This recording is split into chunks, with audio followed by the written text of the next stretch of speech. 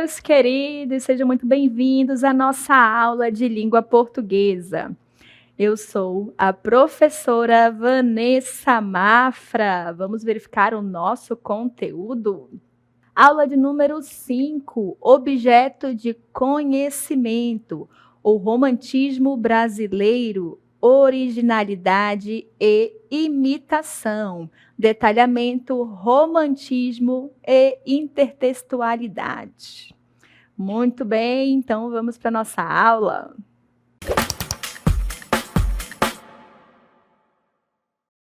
Muito bem, vamos falar aí romantismo, intertextualidade. E para começar, novamente, eu venho com uma pergunta. Se você pudesse reviver um dia de sua infância, como seria esse dia ideal e o que você faria?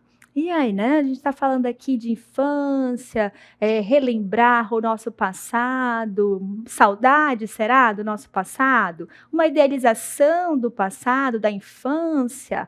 Aqui eu pensando com vocês, um momento que eu gostaria de retomar seria quando todos meus parentes, né, vou dar assim, estavam vivos. Então, a minha infância, meu Natal, por exemplo, onde a família se reunia na casa da minha avó, vinham os tios, as tias, e era um momento muito gostoso de estar em família, era muita alegria, comida. Então, eu acho que se eu pudesse voltar ali, um momento da minha infância, um dia seria o Natal, onde a maioria dos meus tios estão vivos ainda, né? Eu sinto falta dessa vivência em família. A gente sabe que com o tempo, infelizmente, a gente vai perdendo pessoas, né? Então, tem tios que eu já não tenho, meus avós que já se partiram também.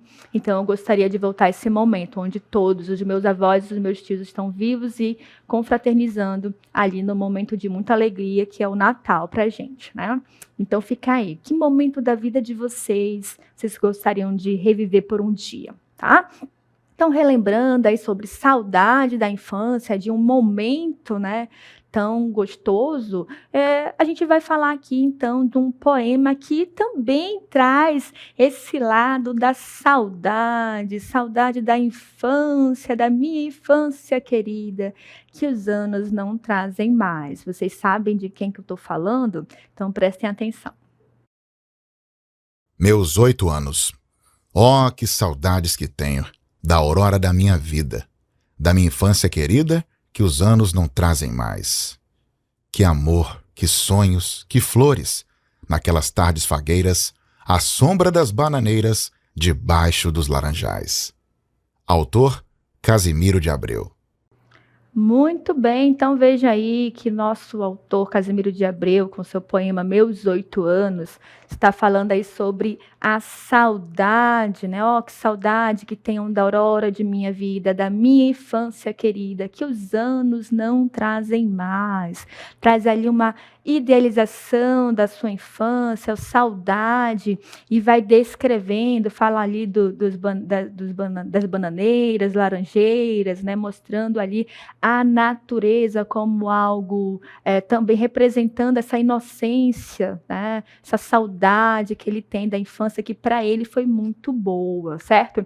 E aí nós temos uma releitura, nós temos o poeta moderno, Oswald de Andrade, que ele é do século XX, ele faz uma referência a esse poema de Casimiro de Abreu, que é do século XIX. Vamos verificar aqui, então, essa releitura, essa referência que ele faz, prestem atenção. Meus 8 anos.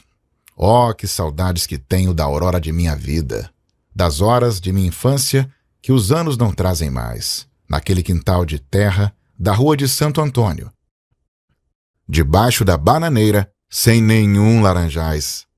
Autor, Oswald de Andrade. Muito bem, então agora vejam, né, que os meus 8 anos, que é uma referência de Oswald de Andrade, ele tem essa referência e dá para ver perceber que ele está se referindo aos meus 8 anos de Casimiro de Abreu, né. Olha, vejam só, né, que: "Ó, que saudade que tenho da aurora de minha vida".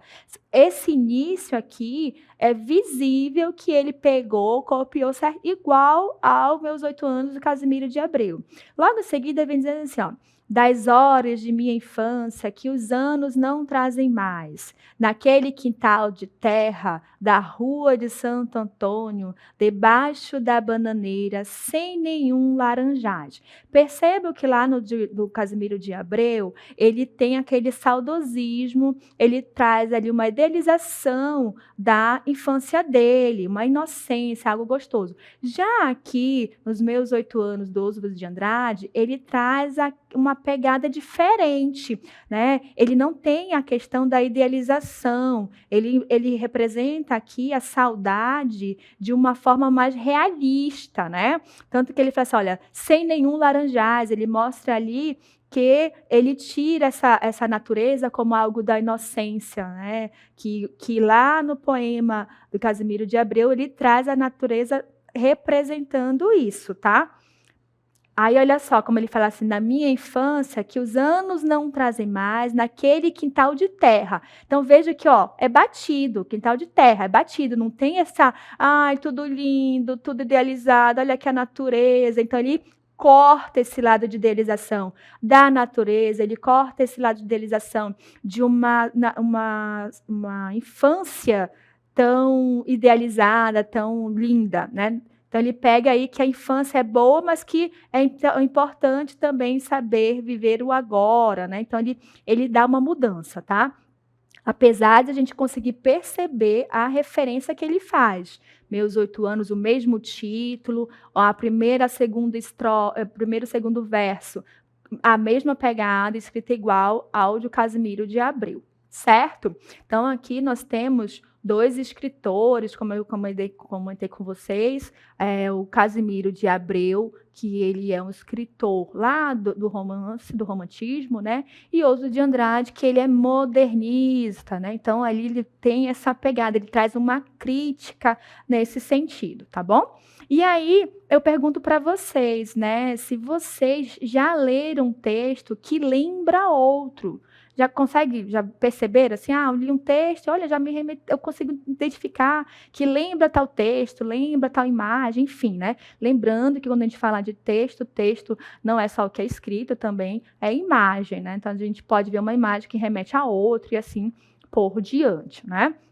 Então foi o que aconteceu aqui nesse momento, quando a gente pega meus 8 anos de Casimiro de Abreu, meus 8 anos de Oswald de Andrade, a gente consegue ver traços de um do outro. Lembrando que Casimiro de Abreu, como ele é um escritor do século XIX, lá do romantismo, então o texto dele veio primeiro, Oswald pegou essa referência e recriou, fez uma outra, né, botando a sua visão, que no caso foi o mais para uma crítica ali com um tom meio que de ironia. Já Casimiro de Abreu, lado mais romântico, então ele fazia o quê? Idealização da saudade, da infância, idealização da própria natureza, tem uma musicalidade, ao contrário do Oswald de Andrade, ele dá uma quebra nessa expectativa ali, certo?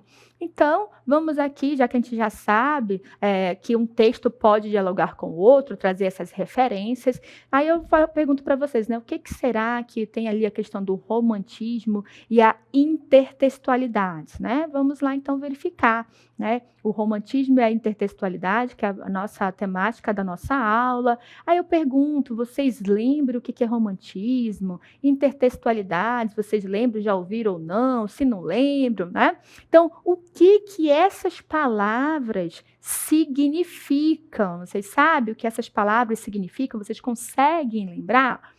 Muito bem. Então, se não conseguem lembrar, eu quero ajudar vocês a lembrar, relembrar, porque eu tenho certeza que vocês já ouviram o que é romantismo, o que é intertextualidade.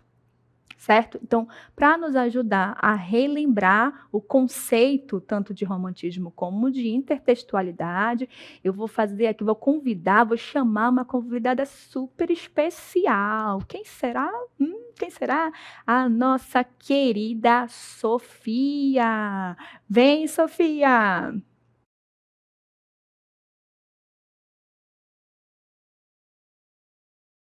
Olá, colegas! Estou aqui para trazer alguns conceitos importantes para vocês. Primeiramente, o conceito de romantismo. A palavra romantismo é formada pelo radical romante, que se refere àquilo que é relativo ao romance, ou seja, às narrativas ficcionais marcadas por sentimentos, emoções e imaginação. Já o sufixo ismo é um elemento formador de substantivos que indica doutrina, sistema, movimento ou tendência artística, filosófica ou política. Portanto, ao juntar o radical romante com o sufixo ismo, a palavra romantismo passa a significar um movimento artístico, literário e cultural baseado em ideias ligadas ao sentimentalismo, à subjetividade, a valorização da natureza, da imaginação e do individualismo, características marcantes desse período histórico, que surgiu no final do século XVIII e se consolidou no século XIX. Muito bem, olha a explicação aqui da Sofia foi perfeita, né? Então vejam que o romantismo, ele envolve muito o quê? A questão da emoção, como ela comentou aqui também, falou sobre a questão do individualismo, então ele tem muito o culto do eu. Então se a gente fala de emoção, ele está falando das suas emoções. A gente já viu que o romantismo traz um exagero nesse sentido, né, do sentimentalismo, das emoções ali sempre à flor da pele, com muita intensidade. E é um movimento ali que ele tem muito lado artístico, né? Tem os poemas, as prosas, tá bom? Então ela explicou perfeitamente. Além do romantismo, eu falei para vocês que também tem o que? A intertextualidade. O que o romantismo tem a ver com a nossa intertextualidade aqui? Para isso, a Sofia novamente vai nos auxiliar a identificar, a conceituar a intertextualidade. Então, novamente, Sofia, venha nos explicar o que é intertextualidade. Outro conceito importante para esta aula é o conceito de intertextualidade. A palavra intertextualidade é formada por três partes principais: o prefixo inter, o radical texte e o sufixo ualidade. O prefixo inter significa entre, no meio de, em relação mútua, indicando conexão ou troca. O radical texte vem de texto, que, por sua vez, tem origem no latim textus, significando tecido ou entrelaçamento de palavras e ideias. Já o sufixo ualidade é utilizado para formar substantivos abstratos que indicam qualidade, estado ou condição. Assim, a palavra intertextualidade refere-se à qualidade ou condição de um texto estar em relação com outros textos. Ou seja, trata-se do diálogo que um texto estabelece com outros, seja por meio de citações, referências, alusões ou influências, o que enriquece a compreensão e a interpretação textual. Muito bem, explicou aqui divinamente o que é intertextualidade. Então, de forma resumida, de tudo que a Sofia comentou aqui, intertextualidade é o diálogo entre textos, que foi, inclusive, o que a gente conseguiu identificar no poema de Meus 8 Anos, de Casimiro de Abreu, com o poema Meus 8 Anos, de Oswald de Andrade. A gente teve ali uma comunicação, a gente consegue identificar traços que faz com que a gente consiga perceber que Oswald de Andrade pegou como referência Meus 8 Anos, de Casimiro de Abreu, tá? Então, vamos verificar aqui características da intertextualidade. Vejam só. A intertextualidade traz como característica, tá? Ela permite uma ampliação de sentido. Ela pode ser usada para melhorar uma explicação, pode apresentar uma crítica, propor uma nova perspectiva, produzir humor, tá bom? Então, aqui eu apresento para vocês uma dessas características que a intertextualidade nos traz, tá bom? E aí, como a gente está falando de intertextualidade, ele está dizendo aqui que ela pode ampliar sentidos, explicações, apresentar crítica, até uma pegada de humor, né? Quero lembrar aqui que a intertextualidade, ela tem tipos de intertextualidade, né? Nós temos ali a intertextualidade por uma paráfrase, que é quando a gente pega o texto, a gente reescreve com outras palavras, porém mantém o sentido original. Nós temos uma citação. A citação ela já vai escrever igualzinha como está no texto original, e a gente tem que dizer da onde a gente tirou, botar essa referência bonitinho. Quem foi que disse, quando disse, tá? Nós temos também a paródia, que a paródia ela vai dar essa pegada ali de crítica, pode ter também a questão do humor, que inclusive o Oswald de Andrade, ele faz essa paródia, né? Meus 8 anos é caracterizado ali como uma intertextualidade do tipo que paródia, uma vez que ele muda o sentido, ele faz essa referência, mas ele muda o sentido. A gente viu lá que no Casimiro de Abreu, ele traz o lado mais emocional, saudosismo, idealização da natureza, da infância e tudo mais, enquanto o Oswald de Andrade traz ali o quê? Uma crítica, trazendo o povo um pouco mais para a realidade, utilizando, né, a referência que ele fez do Casimiro de Abreu. Então, ali tem uma intertextualidade do tipo paródia, trazendo essa crítica, essa ironia, tá bom?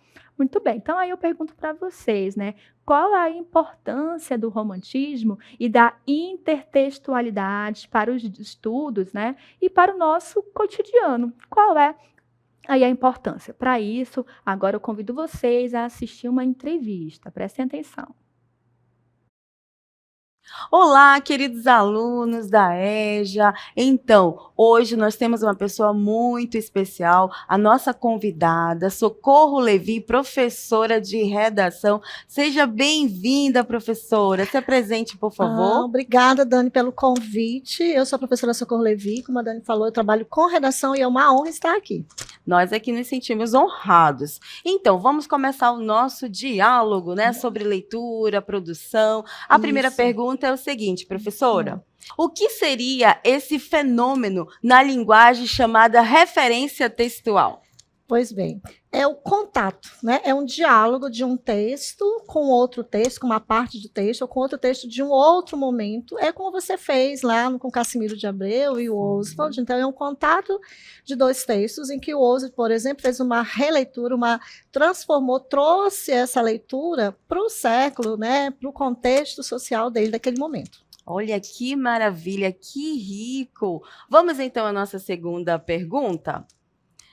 Como a leitura de obras literárias pode enriquecer os argumentos dos alunos nas redações do vestibular, professora? Fantástica essa pergunta, porque isso ajuda, né, no repertório, amplia o repertório sociocultural dos alunos, além de trazer, sabe, Dani, essa questão do pensamento crítico. Tá? Por exemplo, na obra que você trabalhou, né, que é Os Meus 8 Anos, Sim. Trazendo para o contexto atual, o que o aluno pode, né, analisar na sociedade hoje. Como é que essa criança está? Ela está ali nos laranjais, ela está com as bandeiras? Não.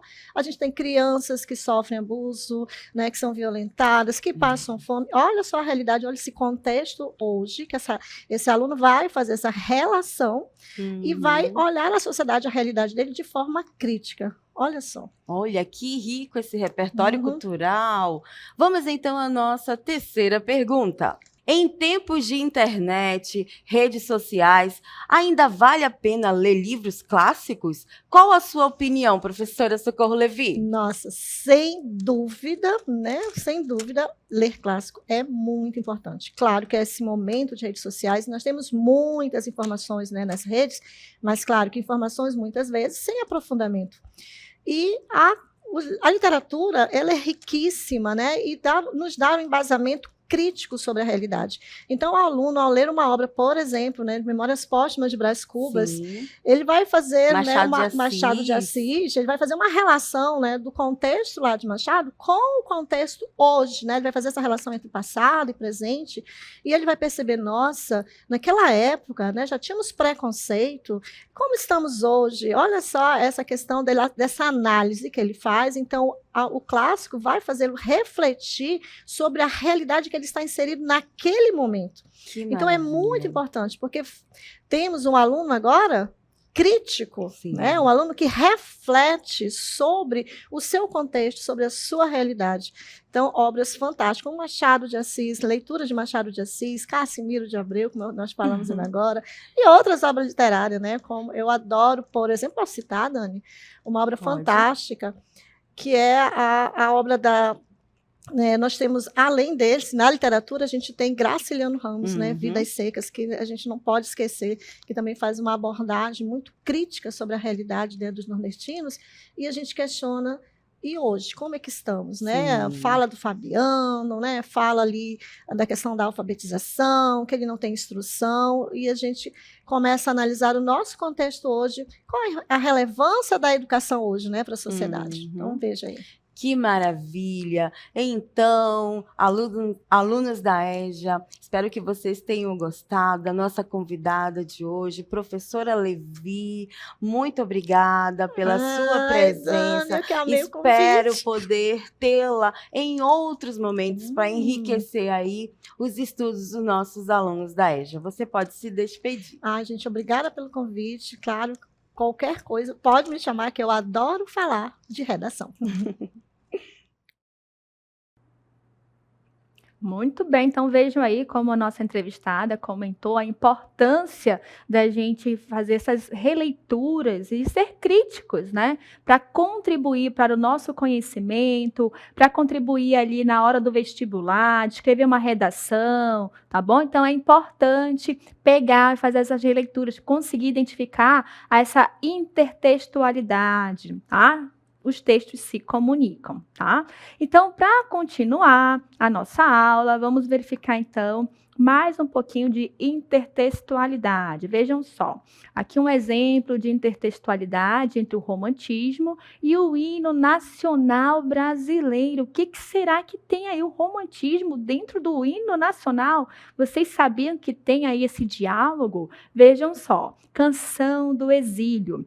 Minha terra tem palmeiras, onde canta o sabiá. As aves que aqui gorjeiam, não gorjeiam como lá. Nosso céu tem mais estrelas, nossas várzeas têm mais flores, nossos bosques têm mais vida, nossa vida mais amores. Gonçalves Dias. Veja que é um poema, olha só como ele exalta a nossa natureza, tá? Então aqui tem uma exaltação da natureza. E agora a gente vai verificar a intertextualidade, que vai estar ali no nosso hino nacional. Deitado eternamente em berço esplêndido, ao som do mar e à luz do céu profundo, fulguras, ó Brasil, florão da América, iluminado ao sol do novo mundo. Do que a terra mais garrida, teus risonhos, lindos campos têm mais flores, nossos bosques têm mais vida, nossa vida no teu seio mais amores. Olha só, nosso bosque tem mais vidas, bosques têm mais vidas, nossa vida no teu seio mais amores. Olha aí, pegando ali a referência, né, do nosso poema, quando ele exalta a natureza, então aqui a gente consegue perceber a intertextualidade, fazendo ali o quê? Uma conexão, um diálogo, tá? Então vejam só, quando ele fala dos bosques, ele fala da vida, do seio. Então essa parte do nosso hino, ele tem ali uma intertextualidade, ele tem uma base, uma referência ao nosso poema, lá, a Canção de Exílio, onde ele fala que não gorjeio como lá, onde ele faz essa exaltação da nossa natureza, né? Dos bosques que tem mais vida, nossa vida mais amores, tá bom? Então ele faz ali, como a gente viu, o nosso céu tem mais vida, nossas aves, né? Então, quando ele faz essa referência, percebo que ele não utilizou as mesmas palavras ali, né? Quando a gente viu da Canção do Exílio, teve lá umas marcaçõezinhas diferentes, né? Pode passar aí, vejam só lá no finalzinho. Quando ele fala, nosso céu, vasos, bosques, vida. Perceba o que ele fala? Céu tem mais estrelas, vasos mais flores. Ele fala de flores, inclusive no nosso hino também tem, tá? As flores, bosques, tem mais vida. Aqui ele faz uma bela de uma referência, tá? Nossos bosques têm mais vida. Ele usa igualzinho. E aí ele fala assim, nossa vida no teu seio, nossa vida mais amores. Aí o que ele fala? Nossa vida no teu seio mais amores. Então percebam que ele inclusive utiliza essas palavras no nosso poema. Ele escreve igual. E aí lógico que ele acrescenta, né? Nosso bosque tem mais vida, então combinou certinho com esse.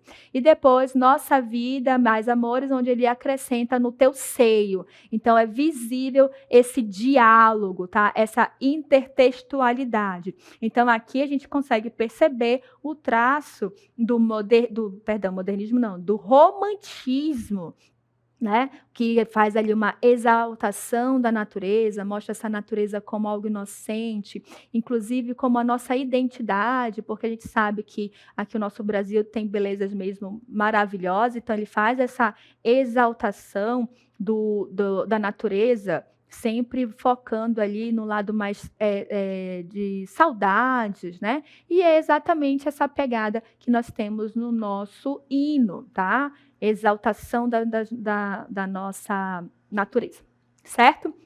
Muito bem, então vamos recapitular o que a gente viu. Nossa aula foi sobre romantismo e a intertextualidade que o romantismo traz aí no nosso contexto, tá? Nós vimos que o romantismo é o nosso movimento, né? Uma escola literária que envolve o quê? As emoções, o culto do eu, subjetividade, as emoções são mais afloradas, né? Traz ali o lado da saudade, traz a infância, a exaltação também da natureza, como a gente viu nos nossos poemas, no nosso hino, tá?